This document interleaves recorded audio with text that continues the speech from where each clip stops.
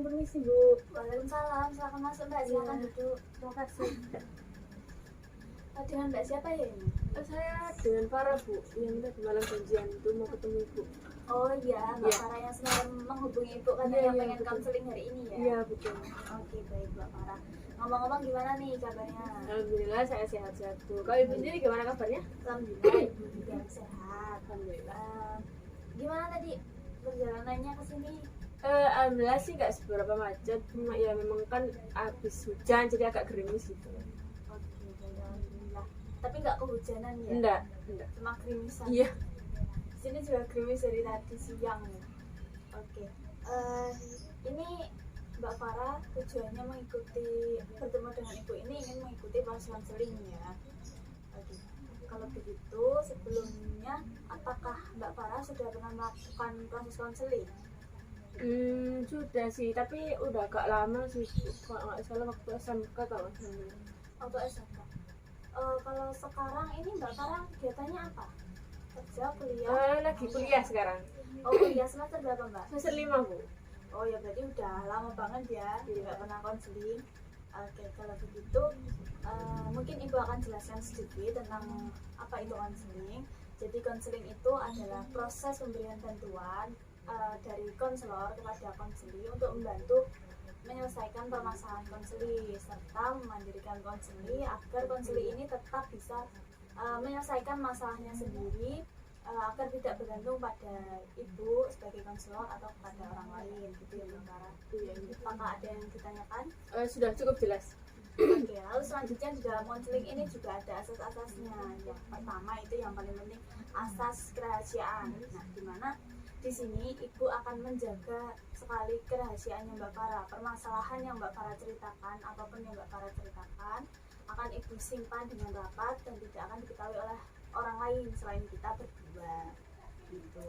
Lalu ada asas keterbukaan. Di sini Mbak Farah sebagai konselikan, jadi Mbak Farah di sini harus bisa terbuka sama Ibu, nggak ada yang ditutup-tutupi agar nantinya Ibu bisa mendapatkan informasi yang sangat jelas dari Mbak Farah agar tidak terjadi miskomunikasi yang nantinya menghambat proses penyelesaian masalahnya Mbak Farah sendiri begitu.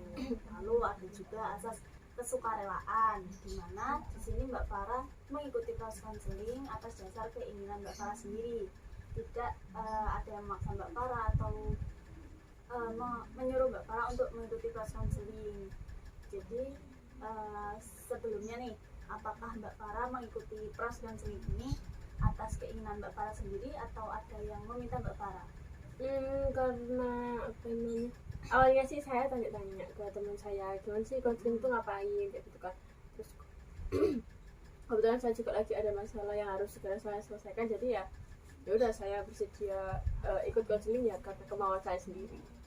Oke, baik, bagus sekali kalau begitu ya Mbak Farah. Berarti Mbak Farah mengikuti proses konseling kali ini dengan sukarela. Jadi nantinya kita berdua bisa leluasa selama melakukan proses konseling gitu ya Mbak Farah. Apakah dari asas-asas tadi ada yang ditanyakan? Tidak ada Bu, sudah cukup jelas.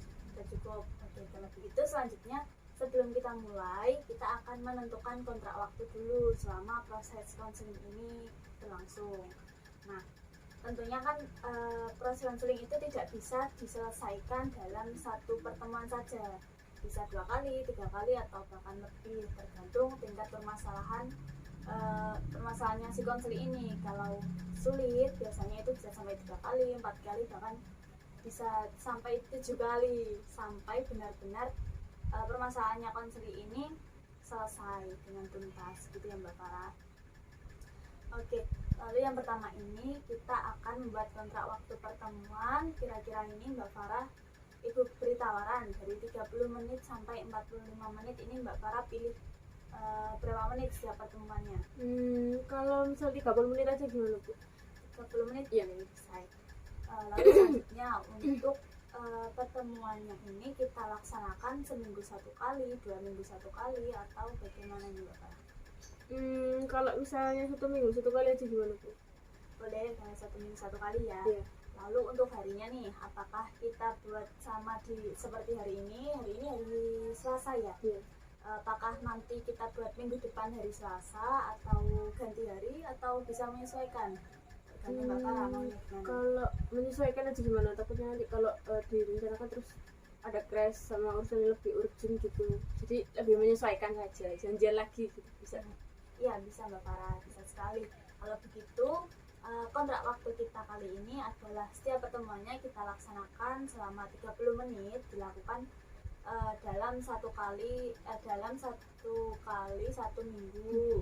Lalu untuk harinya ini kita bisa menyesuaikan ya. Nanti kita bisa kontekan lagi untuk membuat janji pertemuan kita lagi ya.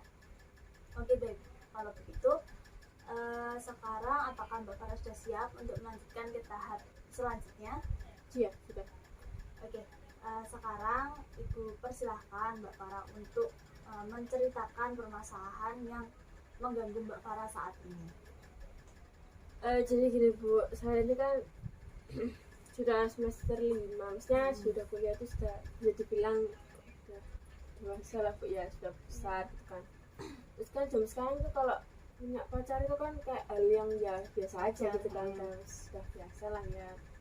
Terus pernah saya itu waktu beberapa waktu yang lalu itu sempat cerita ke orang tua saya, ke ayah saya, cerita kalau saya itu punya pacar. Terus saya juga berusaha terbuka kepada orang tua gitu kan.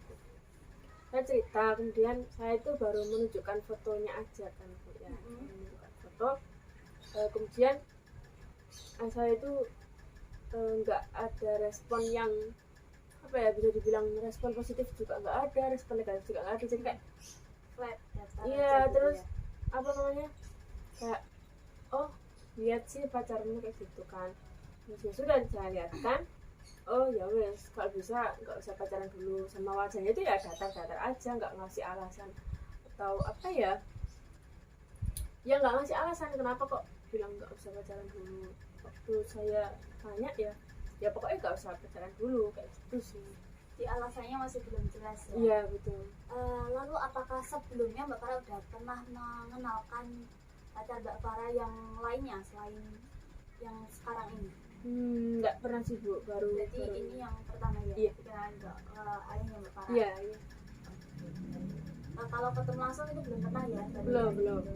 Tapi responnya kayak Iya, makanya saya hanya masih berani untuk menunjukkan fotonya saja, karena takutnya nanti kalau ketemu terus responnya nggak baik, saya juga nggak enak sama kedua belah pihak juga, sama pacar saya nggak enak, sama ayah saya juga nggak enak kayak gitu. Oke baik, lalu setelah itu apakah tidak ada ayahnya Mbak Farah ini tidak memberikan alasan yang jelas? Tidak pernah membicarakan hal itu lagi? Ya setelah saya tahu respon beliau yang datar-datar aja ya, dan setelah saya tanya lagi pada saat itu kenapa kok tiba-tiba nggak ngebolehin saya pacaran, itu kayak ya pokoknya nggak usah pacaran kayak gitu aja jawabannya. Jadi kayak ya udah kayak males gitu mau nanya lagi, pasti jawabannya juga sama kayak gitu sih Bu. Oke baik, jadi permasalahannya Mbak Farah ini, Mbak Farah masih bingung dengan respon ayahnya Mbak Farah ini ya, tentang hubungannya Mbak Farah yang sekarang dengan pasangan Mbak Farah yang sekarang ini. Oke, lalu keinginan Mbak Farah mengikuti konseling ini apa? Tujuan dari Mbak Farah? Ya saya cuma pengen apa ya, sebenarnya pengen tahu banget gitu loh gimana sih cara saya menyampaikan ke orang tua saya, terus kemudian saya ya membicarakan lah sebenarnya kenapa alasan beliau itu apa namanya nggak ngizinin saya, terus ya cuma ngelarang gak usah pacaran dulu kayak gitu.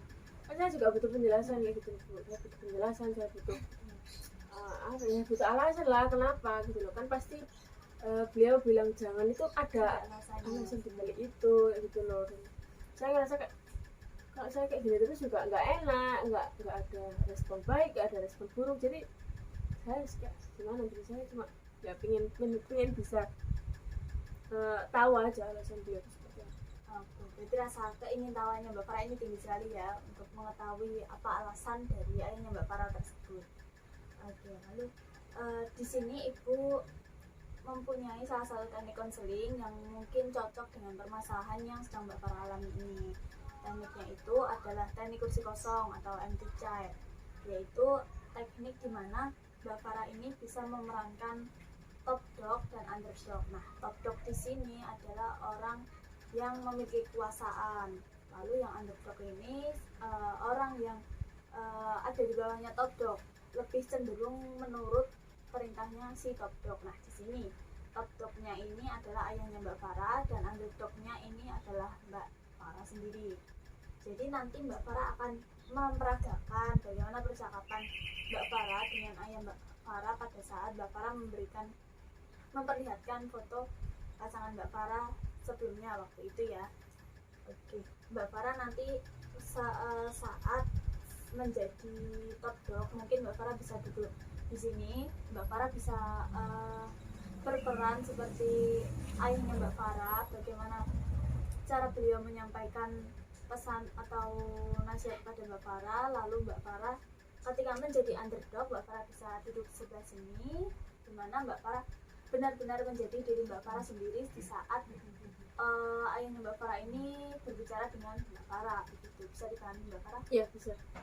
Saya oke, kalau begitu mungkin bisa kita mulai ya Mbak Farah. Baik. Kalau begitu sebelumnya Mbak Farah boleh duduk yang nyaman dulu nih, nyaman, atur nafas biar lebih tenang, relax. Sudah.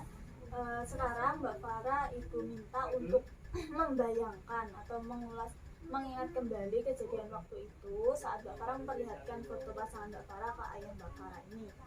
Mbak Farah boleh tutup mata, membayangkan, ingat-ingat semuanya. Kalau sudah mengingat semuanya, Mbak Farah boleh membuka mata.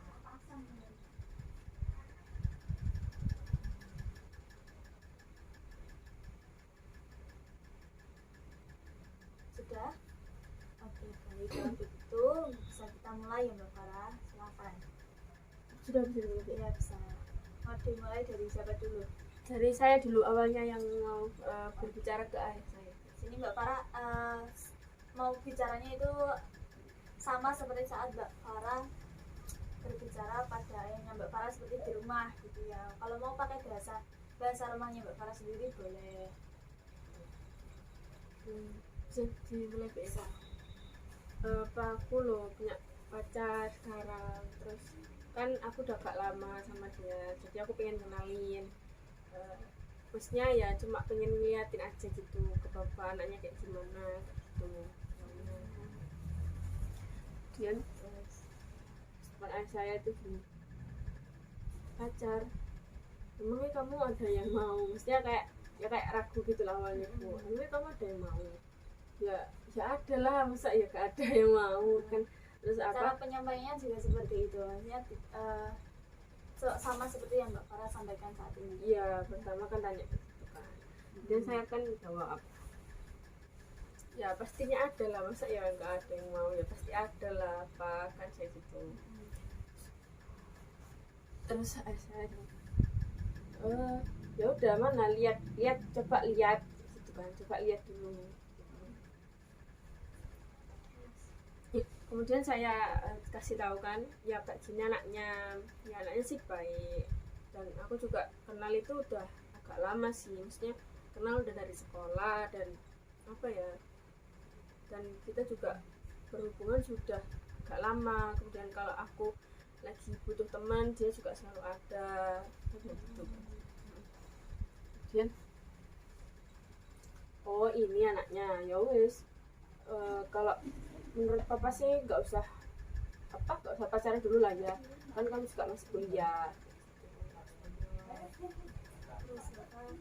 Saya jawab, loh kenapa kok nggak boleh pak, kan apa namanya, kan aku juga udah lama gitu loh temenan, udah tahu dia tuh kayak gimana anaknya, terus udah apa ya, udah tahu apa namanya perilakunya dia tuh seperti apa ya. Mungkin meskipun aku cuma tahu depannya, tapi aku ngerti kok dia tuh anak yang baik kok, dia sopan, dia juga tanggung jawab.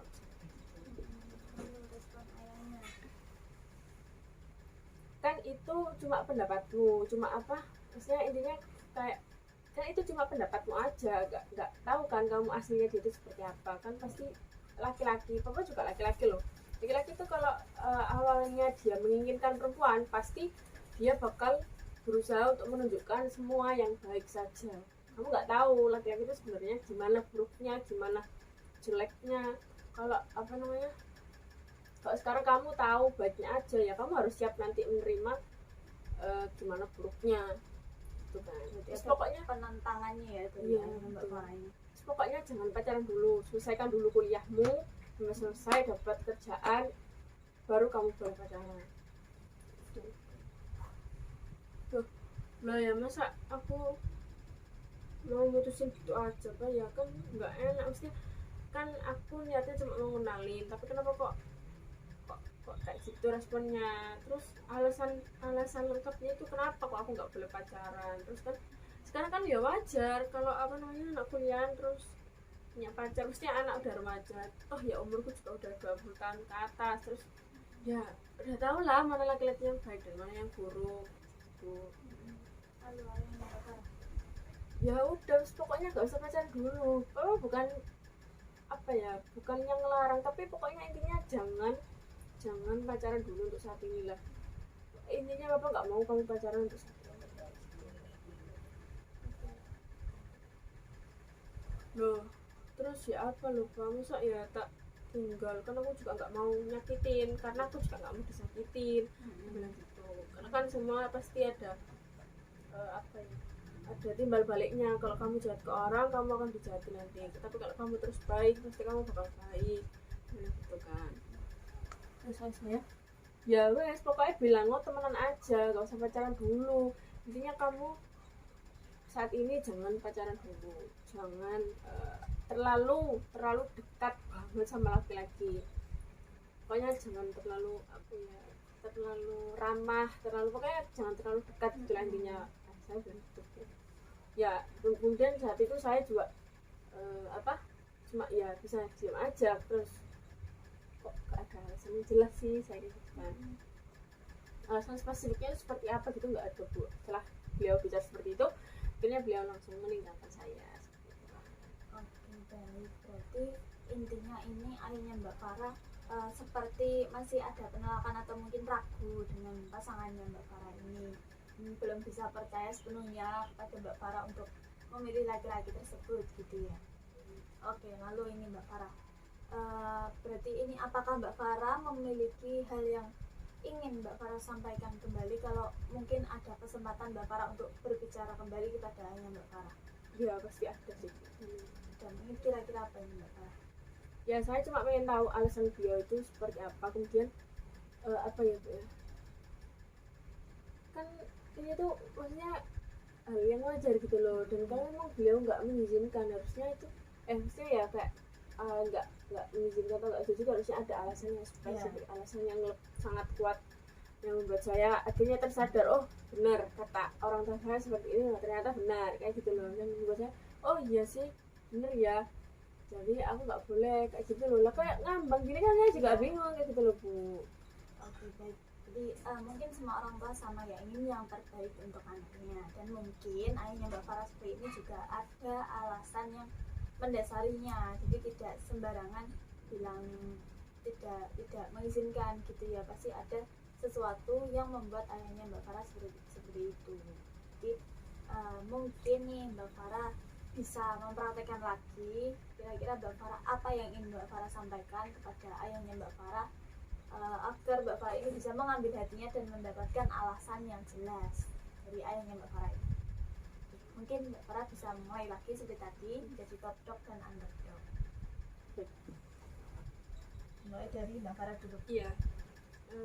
Pak sebenarnya kenapa sih kok aku nggak boleh pacaran itu? Maksudnya alasan terkuat yang papa miliki itu apa sebenarnya yang bisa membuat aku kayak, oh iya sih aku jangan pacaran dulu deh, kayaknya benar deh katanya ayahku kayak gitu. Ya harus pokoknya intinya jangan pacaran dulu. Kamu kalau nggak bisa dibilangin ya sudah tetap pacaran, nggak usah apa namanya bilangnya itu nggak usah apa ini, nggak usah kuliah lagi, nggak usah minta uang lagi, minta uang aja ke pacarmu, nggak usah minta ke papa lagi. Jadi bayangan Mbak Farah itulah responnya nanti ya Mbak Farah. Ini bayangannya Mbak Farah. Oke, lalu kira-kira responnya Mbak Farah seperti apa? Loh, kan aku cuma minta alasan. Sebenarnya alasan itu apa? Aku kan cuma tanya gitu loh, alasannya apa? Kenapa Bapak nggak nyebutin aja sih kenapa alasan Bapak itu ngelarang aku, nggak ngebolehin aku pacaran itu kenapa? Cuma aku tanya kenapa, alasannya, alasan terkuat yang membuat aku yakin, oh iya jangan deh, kayak gitu loh. Kayak gitu kan, Bu. Oke, kalau memang kamu mau tahu alasan Bapak itu apa, jadi Bapak cuma nggak mau aja sih kamu nantinya terjerumus. Maksudnya kamu nantinya itu jalannya itu ke jalan yang keliru, jalannya itu jalan ke jalan yang salah, ke jalan yang apa ya, yang nggak Bapak harapkan kayak gitu loh. Kan kamu nggak tahu kan pergaulan di luar sana itu seperti apa, terus apa ya, perkumpulan laki-laki dan perempuan di luar sana itu seperti apa. Banyak loh contoh, banyak kasus-kasus perempuan hamil di luar nikah lah, perempuan melakukan hal-hal yang buruk yang berujung membuat malu keluarga. Dan kamu itu anak perempuan pertama yang harusnya bisa jadi contoh yang baik untuk adikmu, bukan malah kamu pacaran, kamu seneng-seneng main-main sama teman-temanmu. Nggak kayak gitu Mbak, kayak gitu sih Bu. Kemudian ya Bapak itu cuma ngeman kamu biar kamu tuh nggak jatuh ke lubang yang salah, gak jalannya itu gak salah, jalannya itu gak keliru. Nanti kalau kamu sudah terbiasa pacaran, lama-lama kamu bakal lengah, terus kamu bakal keliru jalan, kamu bakal ikut aja apa yang dibilang pacarmu, dan pikiran buruk-buruk lainnya yang Papa pikirkan. Dan rasa saya ya aku juga mikirin hal itu Pak, tapi balik lagi kan ke pribadi masing-masing. Kalau akunya bisa menjaga diri dan akunya bisa berani berontak, ya pasti aku nggak bakalan salah jalan. Aku juga bakal tahu mana keadaan yang benar, mana keadaan yang salah, mana perilaku yang benar, mana perilaku yang salah. Ya aku pasti paham itu seperti itu. Dan aku juga nggak berani gitu loh kalau melakukan hal-hal yang buruk yang membuat nanti kejadian buruk itu mungkin bakal membuat malu keluarga atau buat malu papa dan sebagainya kayak gitu. Dan setelah itu ya pokoknya intinya alasan papa nggak ngebolehin kamu pacaran itu ya itu tadi, papa takut kamu itu terjerumus ke jalan yang salah, papa takut kamu diapa-apain. Kamu kan sekarang juga banyak kasus-kasus yang kasus-kasus yang benar-benar membuat orang itu ketakutan, apalagi orang laki-laki sekarang itu nekat gitu ya. Terus ya kemudian setelah itu ya saya cuma bisa diam dan merenung gitu loh, merenung sebenarnya ya sebenarnya dikatakan itu benar, Tapi sisi lain Mbak Farah juga sulit untuk meninggalkan. iya betul. Tapi selama ini tuh alhamdulillah saya juga baik-baik dan nggak yang gimana gitu loh sama si pacar saya ini gitu. Lalu berarti responnya Mbak Farah seperti itu ya. Mungkin yang bisa Mbak Farah tanyakan lagi seperti yang sudah Mbak Farah praktekkan. Jadi di sini secara tidak langsung Mbak Farah sudah menemukan cara bagaimana Mbak Farah bisa menanyakan kembali atau mengambil hadiahnya Mbak Farah, entah nanti responnya akan positif atau justru tambah menantang Mbak Farah, tapi setidaknya nanti Mbak Farah akan mengetahui apa alasan sebenarnya dari maksud ayahnya Mbak Farah ini gitu. Jadi mungkin hal tersebut yang bisa menjadi jawaban dari permasalahannya Mbak Farah. Nah, lalu untuk pertemuan depannya ini kita bisa mengevaluasi setelah Mbak Farah melakukan yang sudah Mbak Farah perhatikan tadi, bagaimana responnya ayahnya Mbak Farah. Kalau memang nanti masih belum efektif teknik yang kita gunakan ini, kita bisa menggunakan teknik lain, atau kalau mungkin semoga saja permasalahannya Mbak Farah nanti bisa terselesaikan atau ada perkembangan positifnya, kita bisa mengakhiri proses konseling, jadi tidak perlu sampai melakukan pertemuan berkali-kali begitu ya Mbak Farah. Oke, mungkin apakah ada yang ingin ditanyakan? Enggak, sudah jelas. Oke, baik. Berhubung Mbak Farah sudah menemukan jawaban dari permasalahannya Mbak Farah, proses konseling kita cukup sampai di sini ya Mbak Farah. Ibu berterima kasih sekali Mbak Farah sudah sangat aktif mengikuti proses konseling ini dan bisa mengingat dengan baik bagaimana kejadian waktu itu dan bisa menyampaikan hal yang ingin Mbak Farah sampaikan kepada ayahnya Mbak Farah. Dan semoga nanti Mbak Farah berani ya menyampaikan hal tersebut langsung. Kalau begitu saya juga berterima kasih banyak kepada Ibu yang sudah membantu saya dan sukarela dan meluangkan waktunya untuk bertemu saya pada hari ini. Kalau begitu saya izin pamit Bu ya.